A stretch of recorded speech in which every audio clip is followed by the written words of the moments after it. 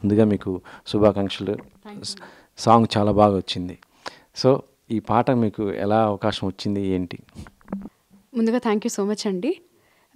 ఈ సాంగ్ గురించి చెప్పాలంటే రవి బస్రూర్ గారితో ఆల్రెడీ నేను ముందు వేరే మూవీస్కి వర్క్ చేశాను. సో ఈ సినిమాకి కూడా ఒక 2 సాంగ్స్ రికార్డ్ చేయడానికి డిక్షన్ అది చూడడానికి నన్ను అడిగారనమాట. సో అప్పుడు నేను వెళ్ళి వేరే సాంగ్స్ వేరే సింగర్స్తో రికార్డ్ చేయించడం జరిగింది. సో ఈ పాట గురించి చెప్పాలంటే ఇది 1 వీక్ బ్యాకే నాకు కాల్ చేసి ఈ సాంగ్ ఇలాగా ఒక ఫీమేల్ సాంగ్ ఉంది పాడాలన్నారు.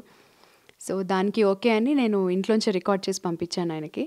సో 2 డేస్ దాకా కూడా 2 డేస్ బ్యాక్ వరకు కూడా కరెక్షన్స్ అవి అవుతూ ఉన్నాయి. ఇవాళ నిన్న అనుకోకుండా నిన్న రిలీజ్ అవుతుందని చెప్పారు. సో నాకు కూడా చాలా సంతోషంగా ఉంది. ఇంత పెద్ద హిట్ అయింది, అందరూ ఆదరిస్తున్నారు ఈ పాటని. చాలా సంతోషంగా ఉందండి. సాంగ్ రిలీజ్ అయిన తర్వాత మీకు వచ్చినటువంటి ఫీడ్బ్యాక్ ఎలా వచ్చింది? ఎవరి నుంచి వచ్చింది?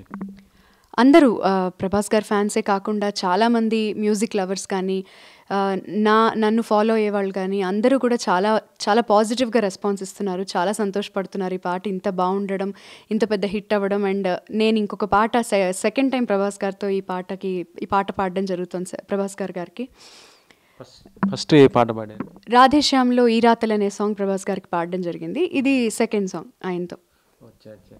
ఈ పాట విన్న వెంటనే మన ఇండస్ట్రీ నుంచి అంటే మీ కొలీగ్స్ మీ వాళ్ళందరూ ఉంటారు సింగర్స్ తోటి, వాళ్ళ నుంచి ఎలాంటి స్పందన వచ్చింది? అందరూ చాలా హ్యాపీ ఫీల్ అయ్యారండి. అందరూ విష్ చేస్తున్నారు, ఇంకా మెసేజెస్ వస్తూ ఉన్నాయి.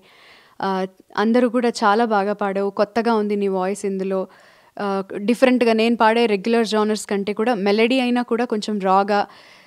డైరెక్టర్ గారు అడిగింది కూడా అదే, ప్రశాంత్ నీల్ గారు రవి బస్రూర్ గారి ద్వారా నాకు చెప్పింది కూడా అదే విషయం. ఇది కంప్లీట్గా రాగా ఒక పల్లెటూరి పాటలాగా సంగీతం రాని వాళ్ళు పాడుతున్నట్టుగా ఉండాలి అనే నేపథ్యంగానే అదే చెప్పి నాతో పాడించుకున్నారు వాళ్ళు. పాట రాసింది మన కేకే గారు.